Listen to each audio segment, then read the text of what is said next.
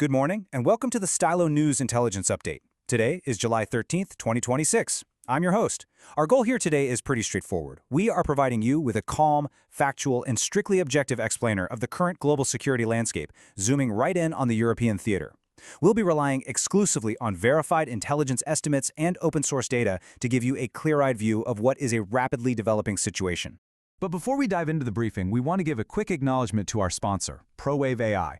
They're the developers behind Stylo Intel Ops, which is a highly advanced AI-powered open-source intelligence program, as well as the commercial AI news platform Stylo News. You can check them out on the web or through their mobile apps. All right, let's look at the overview for this morning's briefing. We're going to cover 5 critical areas: the global situation, cascading impacts, key decision-makers, open-source sentiment, and finally, our strategic forecast. Let's get right to the facts. Section 1. The Global Situation and Theater Overview. Turning to the European theater, the first 2 weeks of July have been marked by some highly significant strategic maneuvering. Our attention is drawn immediately to 2 primary geographic anchors for this week's events. Down south, you have the NATO summit that just wrapped up in Ankara, Turkey. Now, juxtaposed against that diplomatic gathering, if we look to the north, we are tracking intensifying, deep drone strikes originating from Ukraine and penetrating well into Russian territory.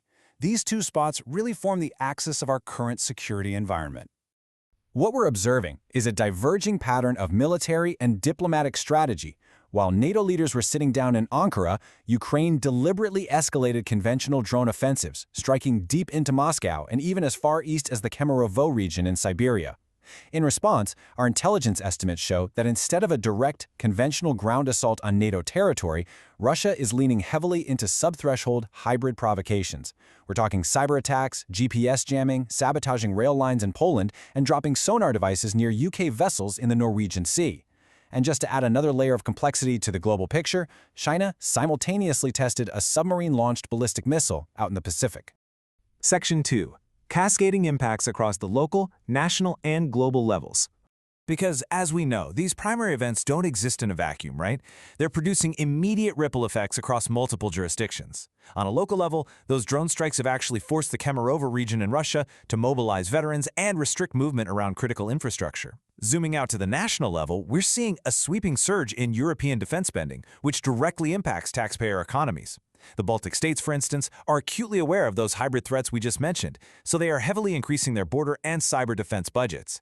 And globally, the alliance is shifting. The US is recalibrating its strategic presence in Europe, while NATO is simultaneously being forced to address Iran's regional activities and the broader implications of China's military modernization. Perhaps the most staggering outcome of all this is the sheer scale of the financial commitment: $40 billion. That is $40 billion committed over 5 years by NATO allies strictly for anti-drone technologies. This massive procurement effort really proves that asymmetric drone warfare has permanently altered the modern battlefield. Securing the skies against these threats is now an absolute, immediate priority. Section 3. Key decision-makers and perspectives.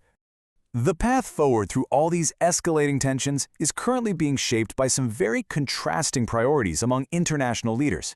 On one side, you have U.S. President Donald Trump aggressively pushing allies to meet a 5% GDP defense spending threshold.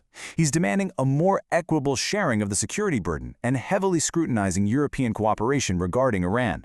On the other side, NATO Secretary General Mark Rutte is driving a vision he calls NATO 3.0. His approach emphasizes vast, unprecedented investments in European defense autonomy, essentially preparing the continent to rely much more heavily on its own industrial and military capabilities. Concurrently, we have other key players maneuvering on the board. Turkish President Erdogan is successfully leveraging his country's geography, hosting the summit to bolster Ankara's influence as a critical geopolitical crossroads. On the sidelines of that very summit, South Korea, the US, and Japan held crucial trilateral talks to address security dynamics in the Indo-Pacific. Meanwhile, over in Kiev, President Zelensky is actively shifting Ukraine's diplomatic strategy. He's moving away from fixed peace plans to capitalize on the momentum they've built from their recent deep strike successes. Section 4. Social media sentiment analysis. To gauge the public pulse on all these high-level decisions, our analysts reviewed open-source social media sentiment across the European populace. The data scraped from X, formerly Twitter, paints quite a sobering picture of the civilian mindset. The prevailing sentiment? It's highly fractured. Analysts note deep, ongoing skepticism regarding the actual unity of the NATO alliance beneath the surface of all the diplomatic rhetoric. Furthermore, there's a pronounced unease about the immense costs and risks of Europe's rapid militarization, compounded by a general fatigue with divisive domestic politics and recent far-right electoral gains in several nations. Interestingly, intelligence monitoring indicates a rather passive, resigned public.